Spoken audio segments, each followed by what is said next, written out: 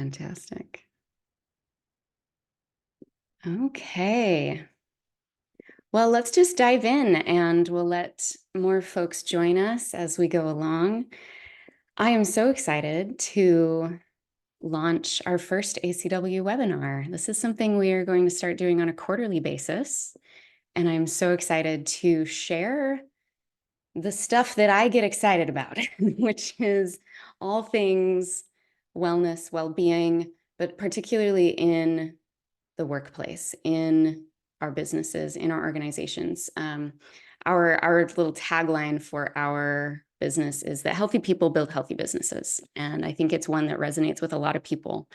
And I find that I've been privileged and blessed to associate with a lot of heart-centered, forward-thinking people as I've been working in this space. So I assume that you all that are here fit that category, that you are heart-centered and forward-thinking, or you wouldn't give a care about employee wellness. So it's fun to do this and fun to welcome you into our space. So by way of quick introduction, my name is Danielle Dinkelman. I am the co-founder and CEO of Advanced Corporate Wellness. I'll tell you a little bit more about us in just a few minutes, but we are here to talk about wellness programs that work. And I really am intending for you to walk away with information as well as inspiration for what you can do in the organizations that you are associated with. And, you know, I'm a big dreamer, a big thinker. I believe in ripple effects, that as each one of us individually bring these ideas into our organizations, we can really start to make, honestly, systemic and cultural shifts and changes that can just make the world a better place, really, is what we're here for. So I'm excited that you're joining us today. Let's dive in. My clicker is not working. Fantastic. We're just going to have to do it that way. Here we go. All right. The plan for today, I'm going to give you a little bit more of an in-depth introduction to me and my company really briefly. But really the mission today is to share some information with you. It'll just take about 30 minutes going through some evidence-based info, things you need to know about employee wellness programs inside of small businesses. And for those of you that are here with us live, I'm going to save some time toward the end because I learn the most when I am in conversation and discussion with other people. And I'm hoping that you will really enjoy that as well, of taking the ideas that I share with you, and then let's have a discussion about it. I've got some prompts for us at the end. So as you have thoughts, ideas, questions, stories, jot them down. And I hope that you'll share with them with us at the end of our time. And then I want to help you launch into your day, your week, the rest of your year with a takeaway, something that you can take action on, whether that's just for you individually, or if it is perhaps taking these slides and sharing them with someone in your organization, bringing this back to your day-to-day work. That is my hope for today. So let's dive in. By way of deeper introduction, as I said, I'm the co-founder of this company, Advanced Corporate Wellness, or ACW for short. And this is my lovely husband, who's also on the call today. Blaze Dinkelman is my business partner. And we founded this company really out of our own stories of burnout, health crises, all the things that we just again and again felt that we were at a crossroads between choosing between our own well-being and our livelihood.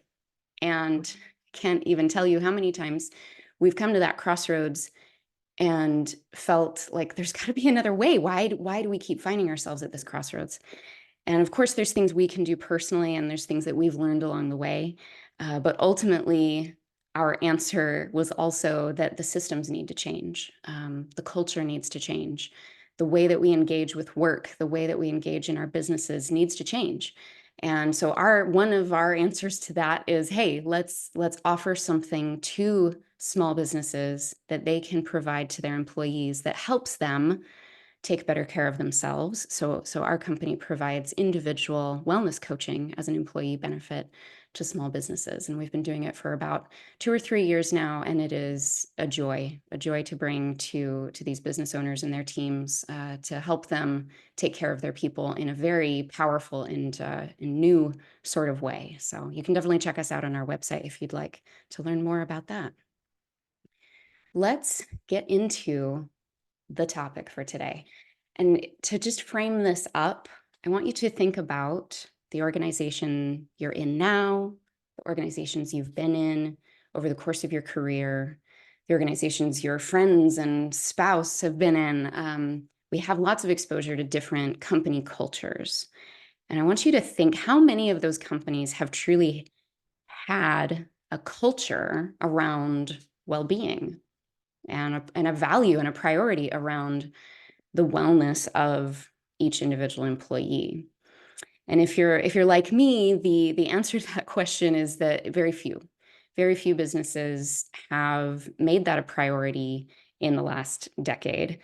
I'm seeing more and more, and maybe it's just because I'm in this space now of employee wellness, but I've been privileged, as I've said, to meet many business owners that this is the foundation, this is the bedrock of why they started their business. I was just talking with someone yesterday, and I know people on this call, the whole reason they started their business is so that they could do it differently, so that they could, yes, do the work they wanted to do, build the team they wanted to build, while taking care of themselves and each other. And it really does create a win-win when we have a company that has a culture of well-being, that is a priority, that there are systems and supports in place to create that.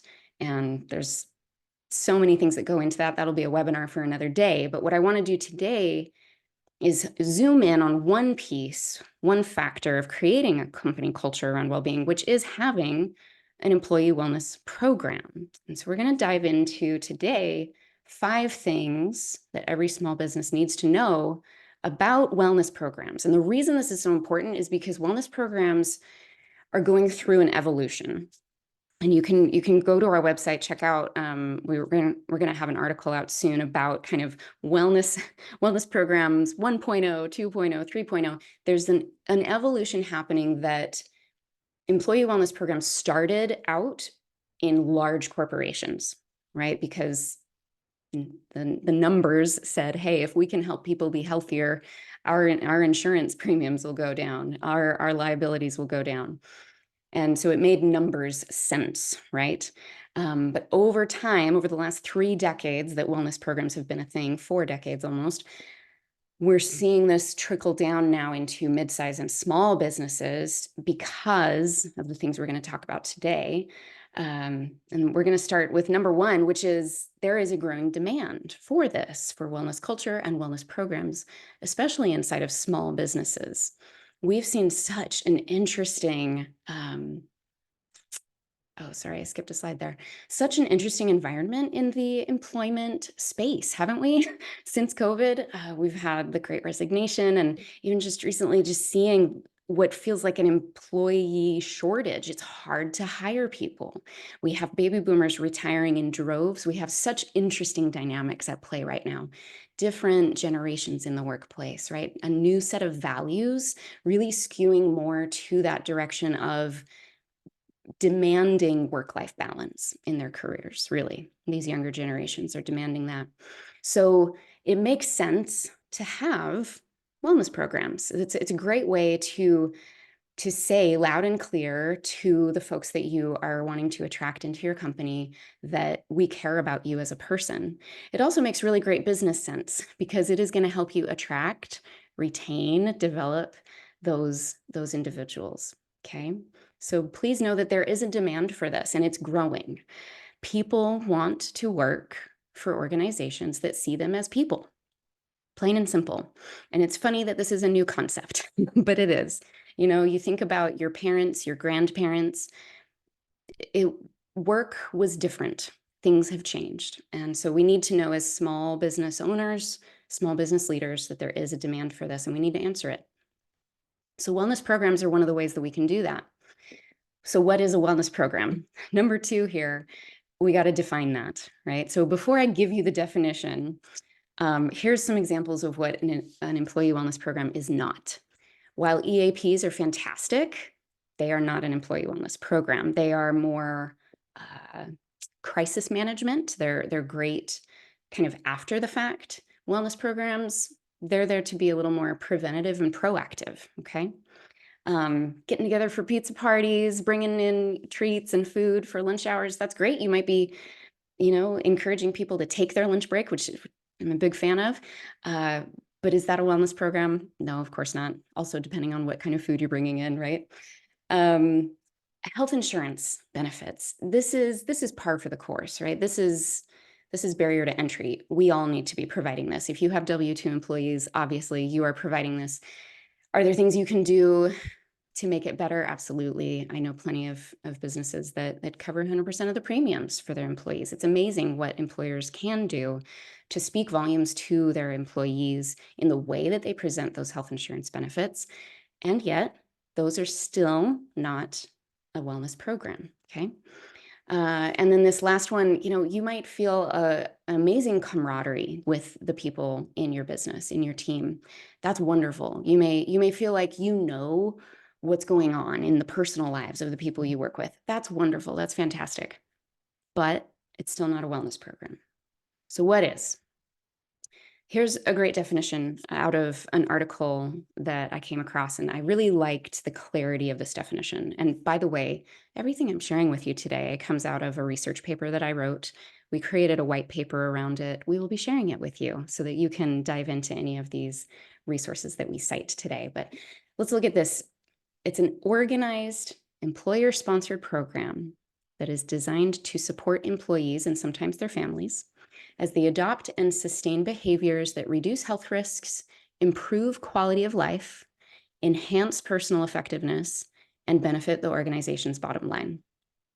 So it's both and, right? It's good for the employee. It is more preventative, it's more behavior focused, and it does ultimately benefit the organization. And we're going to dive more into how that is. And I want you to know that those of us are really big-hearted people. We might look at that last line and we might not like that part of the definition. But I'll tell you what, decision makers, we have to acknowledge these things, right? And the good news is that there always is, when you give this sort of program to your people, you will get return. We're going to dive into that in a moment. So this is the definition of an employee wellness program. What might that look like? These are my ideas, my exposure and experience with behavior change and programs that I've seen in organizations. So if you would add anything to this list, I hope that you'll jot it down and share it with us at the end for our discussion today.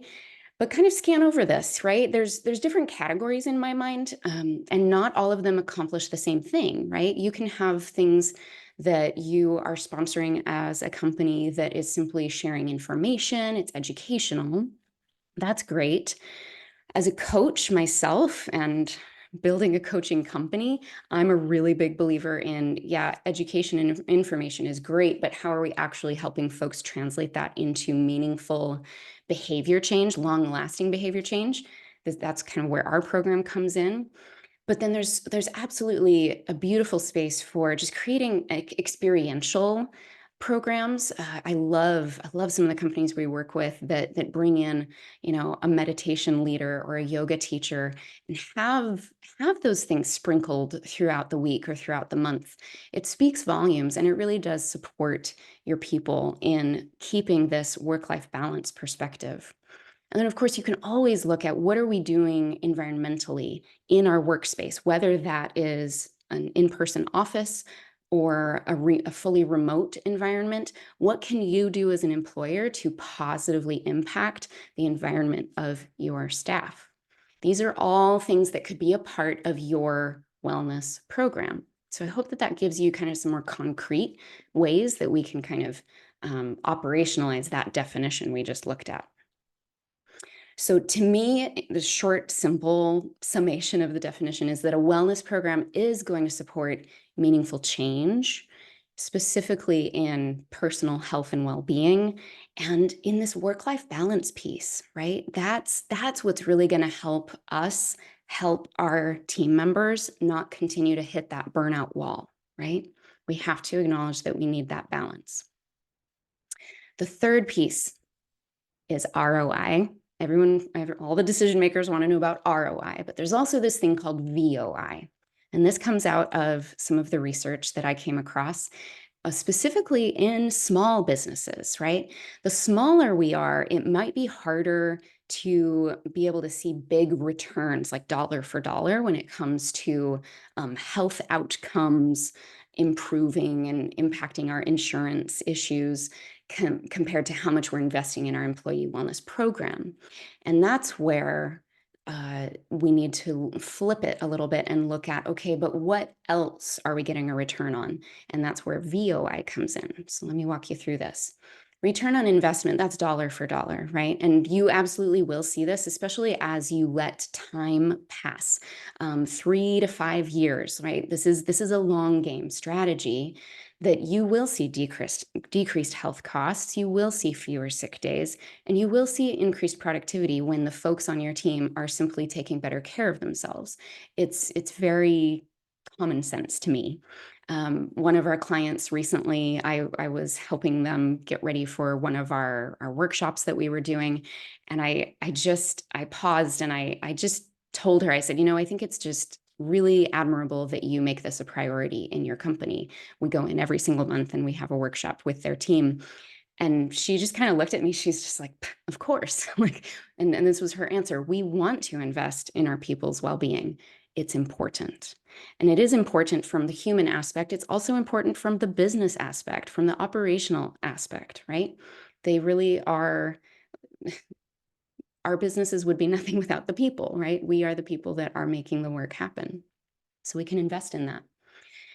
More than just getting returns on those health cost savings and productivity, we can also look at the value that comes from increased worker morale, better company culture that comes when we have these programs, and retention, right? Again, if your employee wellness program is helping people not burn themselves out, you are going to increase your retention. You're going to decrease your turnover because you're not chewing people out and spitting them out, right? We have to address that. And a wellness program is a great piece of that puzzle.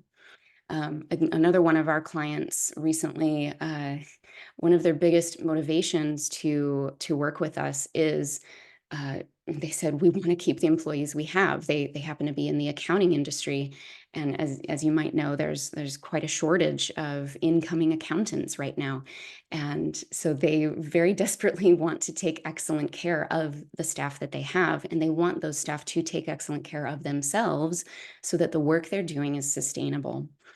So this is the value on investment, right? So it may not come through as directly as those health cost savings, but you can see where these things do turn into dollars, right? Especially retention. It is so expensive to replace people, isn't it? And these wellness programs, the sustainability of your workforce is one big thing that we can do about that. All right, so in summation for this third point, what is the purpose of you bringing in this wellness program? Yes, you're going to get a return on the investment in dollars, and there's going to be some intangible returns, more in the culture, right? The feeling, the environment you're creating, the values you're supporting in your workplace. Think about that as you're looking at wellness programs. This one is really fun to dig into. This is the one I could get really nerdy about. What are these pillars? What are the ingredients? What's the recipe for an effective and viable program? And that is language that is used in the research, going into small businesses and large businesses and finding out what makes these employee wellness programs effective and viable. And so I'm going to share this really briefly with you. If you want to dive into the details, that's a great reason to maybe grab our white paper after and take a look at that. But really briefly, these were the 6 pillars that researchers identified in small businesses for effective and viable wellness programs. And as you look over this list, you can just kind of see a theme that really it fits with the entrepreneurial spirit that is more alive and well inside of smaller organizations. I love the aspect of innovation, constant iteration, refinement, All of these things, they very much have kind of this creative and entrepreneurial and experimental nature, right? So again, I encourage you to dive into our research paper on this and read the sources that we cite if you're really curious. But just know that there are ways of setting up and kind of making sure that you're meeting each of these criteria. And this is what we help our clients do, is make sure that as they're thinking about this, that we're looking at it from all of these angles, making sure that it's going to be well received, that it's going to be effective and viable. Just for context sake, I think it's interesting to also look at what researchers identify as the pillars for large businesses. You can see this is more in line with, if you've got a larger organization, that multi-level leadership is going to come in. Communication is even more paramount because that's the only way that you are actually making contact with your people, is through communication channels. So it's really interesting to kind of compare and contrast what large businesses need in their wellness programs compared to small businesses. And there are always things that we can learn from both sides. So again, I invite you to dig deeper into this if this strikes your curiosity. But in my summation, I would say the pillars, especially for small businesses, is first of all, as you're looking at what you want to do for your employee wellness programs, be creative about it. Definitely be collaborative. Many of our teams that we work with, they have things like an internal culture committee, right? If you have maybe 30 or more, 50 or more employees, put a group together to get people collaborating and talking about what they would like to see and where they would like some support, where they would like resources. But as much as possible, as leadership, be involved. Okay, if you're going to bring in a wellness program, you need to lead by example and be involved yourself. And then as I read through the research, the sense I got was really to be experimental about it. You have to be humble and you have to recognize that your idea may not land. Okay. And we get to try and see what resonates with your team. And then being genuine, being aligned. If this program is coming out of left field and there's not already a sense of care and concern and people first culture in your company, this might come across a little suspiciously, honestly, to your people. So be mindful of that, we're actually going to go through the pitfalls here in a minute, but we must be genuine when we bring in these programs. So let's look at this. Let's look at the pitfalls. The tendency, again, this is new, right? This is new for small businesses, and it's easy to fall into these pitfalls that you might get overly fixated on ROI. When you look at different options for your wellness programs, you may say, oh, that seems too expensive. Are we sure we're going to get a return on that? Be careful about that. That can lead you down a slippery slope of kind of just checking boxes and really getting a program that's not actually going to make a difference. So be mindful of that. The second pitfall is this uninvolved leadership that I kind of mentioned already. We've had some lessons learned over the last few years. Some organizations, they want to bring the program in, honestly, especially in smaller businesses. They want to bring the program in because they see a challenge or an issue with maybe one or two employees, and they think that, oh, this program would really help that specific person. And then they don't get involved as leaders themselves. They're bringing it in as kind of a Band-Aid and to kind of like help this problem child is kind of the thing that I see. And every single time it's happened, the program falls apart. They end up throwing in the towel. They've started something and now they've pulled the plug on it. That's not going to have good optics. So from the get-go, if you are the leader, lead by example. If you are not in leadership, but you are motivated to see an employee wellness program happen, be careful about pushing so hard that you just get kind of a complacent leader saying, fine, go ahead. Be careful about that. We do need to see involved leadership. And then this last piece, again, this alignment with goals and values. This is one of the questions I ask our folks when we have our strategy sessions, when we're first working on putting together our wellness programs for our clients. I ask them, how is having a wellness program aligned with your company goals and your company values.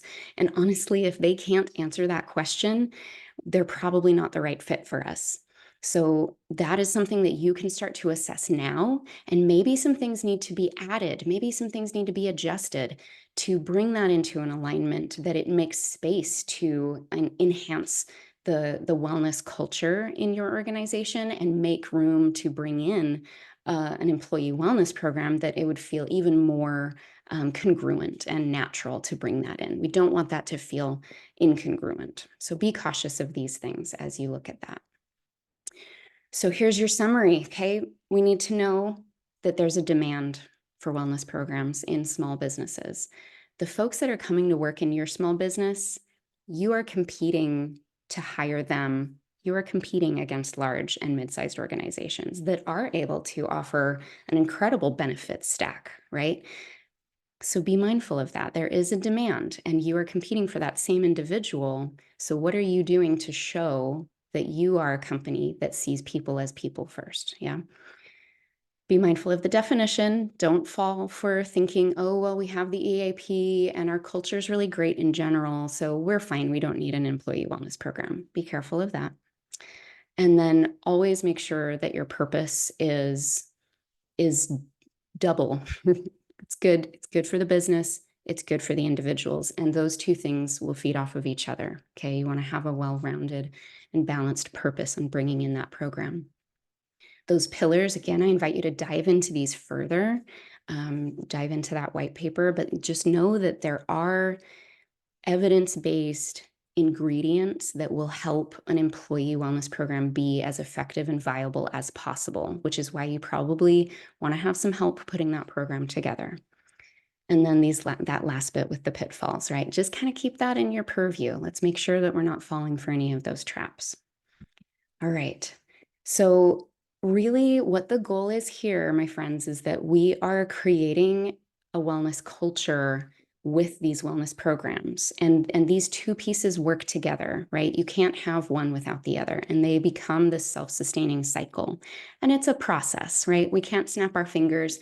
We can't just sign the contract, bring in the wellness program, and boom, everything's solved. No, this is an ongoing work to be doing. And it just goes back to what are your goals? What is your values as an organization to prioritize wellness and well-being? We want to be as authentic and genuine with that as possible. So I wish you well in the organizations that you're in, and I hope that some of the things that we talked about today you found helpful. This is the portion that I would love to get into some discussion around some of these ideas. So what thoughts did you have as we went through this information? I would love to hear your thoughts. So there's a few questions we can think about, right? What need have you seen in the workplace for wellness programs? What wellness programs have you had exposure to? I would love to hear and kind of crowdsource that with you. And I'm sure others on the call would love to hear about that. And then just this idea of wellness culture versus burnout culture, what have you identified that supports one or the other? So any of those that resonate with you, feel free to unmute and you can come off camera if you'd like. I would love to just chat about this. We have plenty of time, and then we have a few things to share with you as we wrap up today too. But any questions or thoughts on these topics? Feel free, and I'm going to get a drink.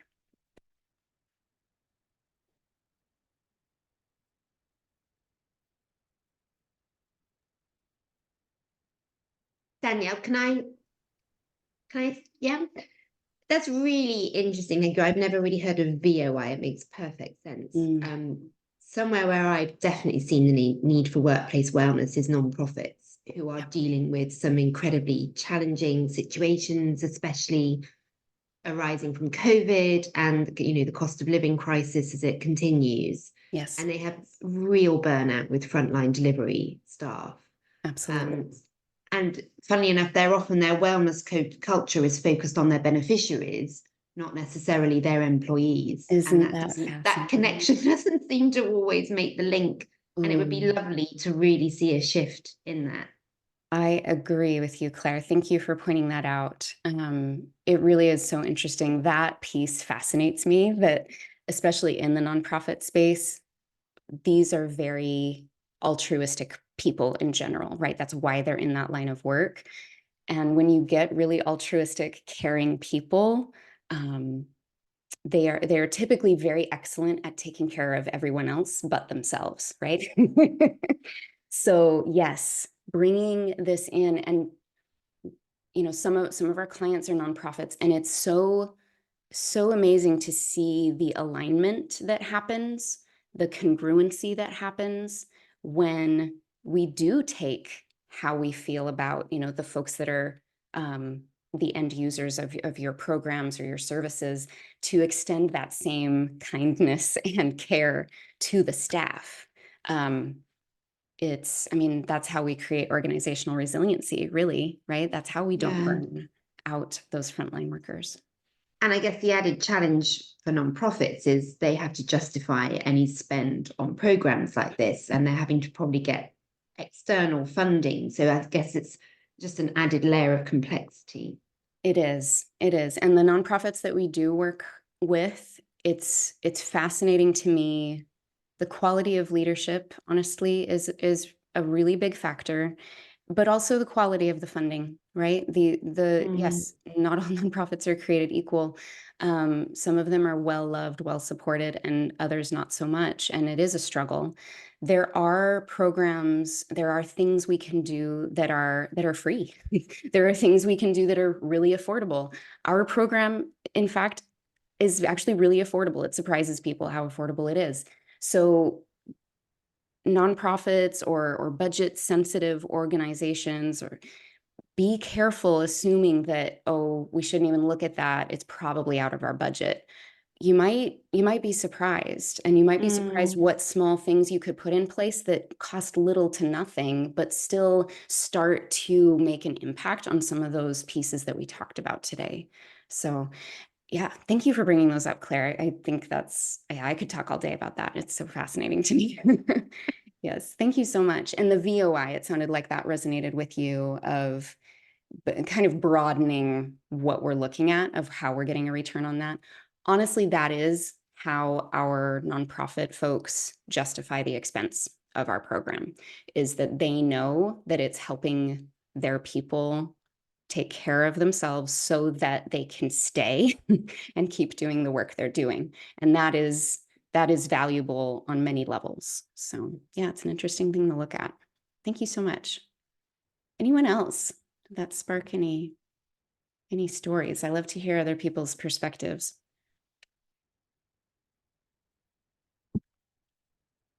You guys don't know what burnout's about. I'm sure none of you have ever burned out before. You've never worked in an organization that chewed you up and spit you out. Well, sorry. Did somebody else want to say something? No, go ahead, Perhaps Ashley. I will go. No, I mean, well, Danielle knows ACW and Ashking PDX are clients of each other's. But I feel like what I really love about what ACW does is this very personalized, individualized approach. So, you talked about all these other programs that are just kind of blanket, like everybody gets health benefits, everybody gets access to the EAP, everybody gets, to enjoy all of these different things. But I think the level to which like each person gets their own coach, gets their own individualized experience, I think is really important, because people go through burnout phases at all different periods of time.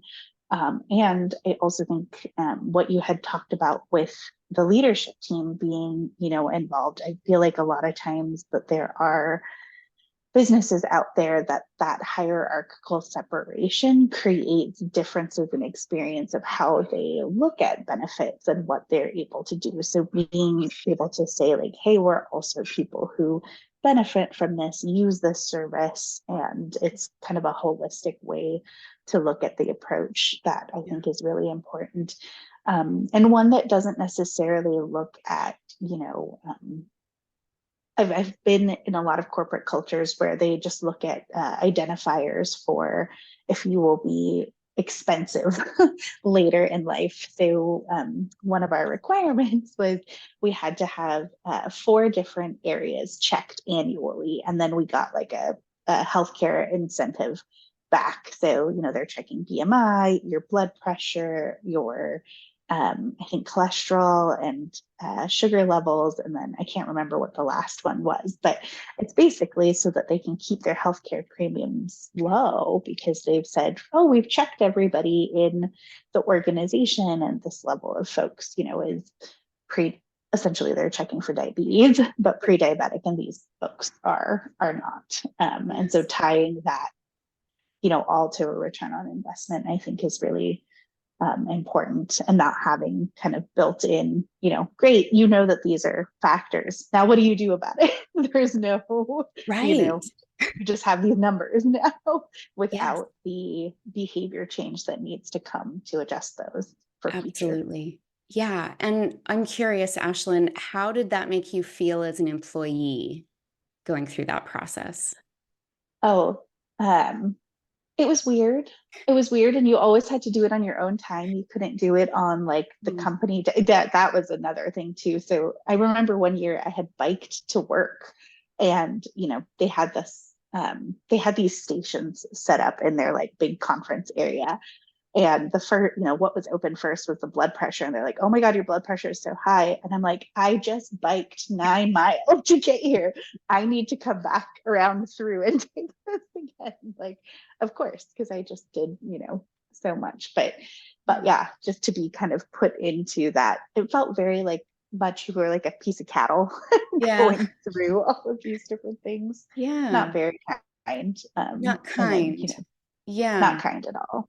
Yeah, that's fascinating to me. And that really is, it's so interesting, because I think, again, like these individual employees that we're talking about, they've had, right? You're a great example. You've had experience inside large, small, and now in your own organization.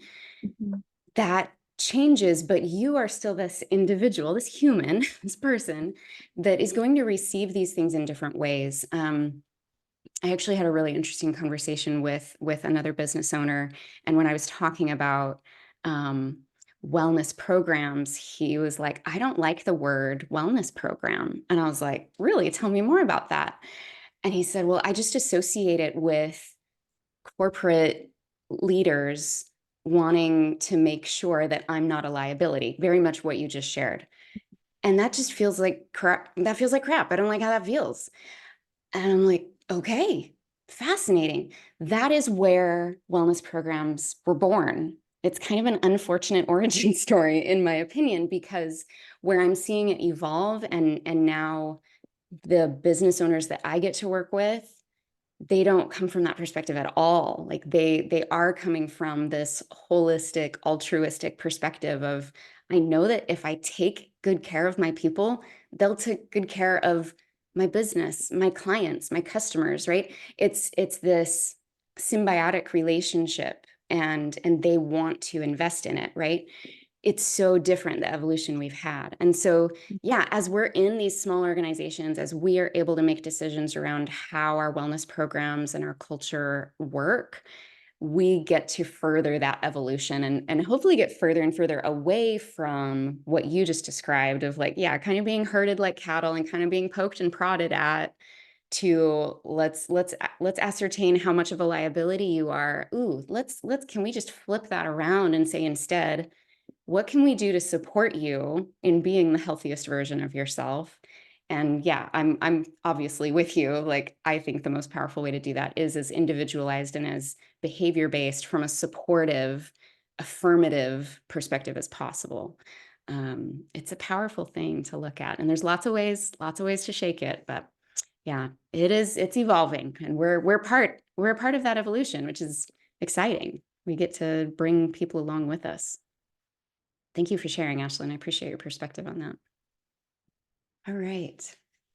We can wrap up here unless there are any other thoughts, stories, questions. I appreciate you all being with us today.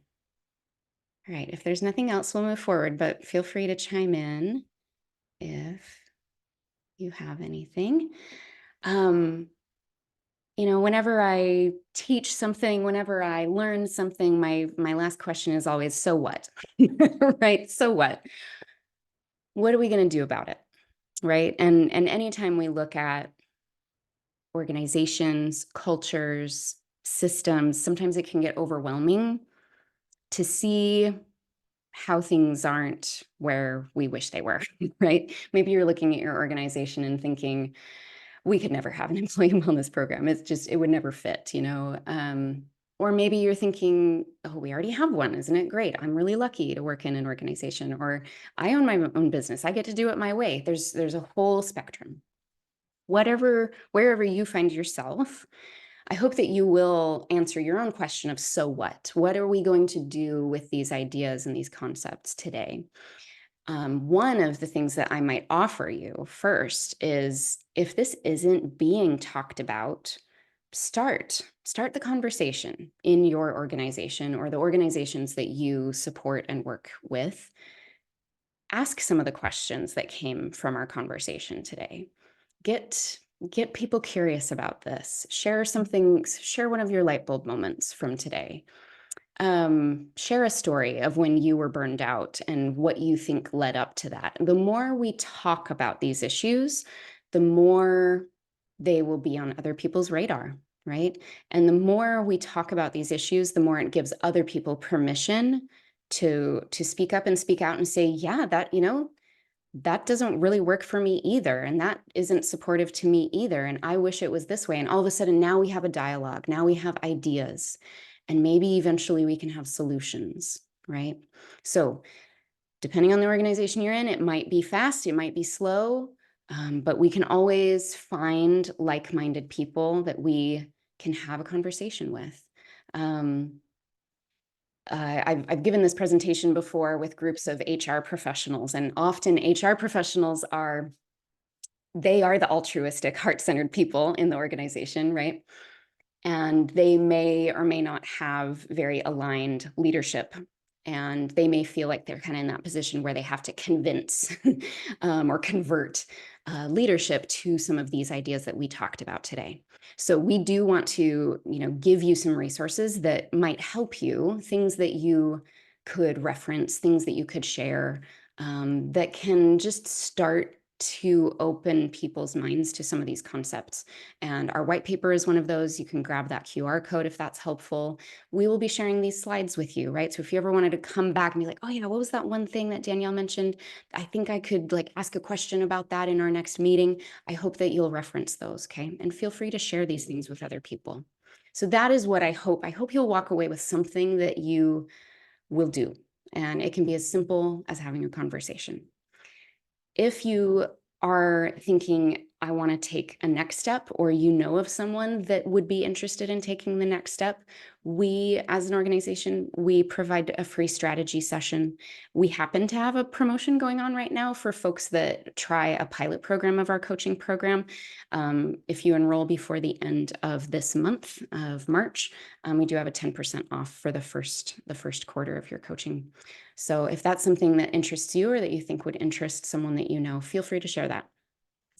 All right, as we wrap up, I just want to thank you for joining me. Thank you for being a part of this conversation. Thank you for caring about these issues and these concepts, and I'm excited for you. I hope that you walked away with some sort of idea, inspiration that you can take into your organization and into your career. And maybe we gave you a little bit of hope today that there are people in the world that want to create workplaces that acknowledge that people are people, and that the more that we support people in being the healthiest and most supported versions of themselves, the more we can turn around and perform well and accomplish the works that we're here to do, whatever that looks like. So I thank you so much for being here, and I hope you have a fantastic rest of your day. All right, I'm going to hit stop.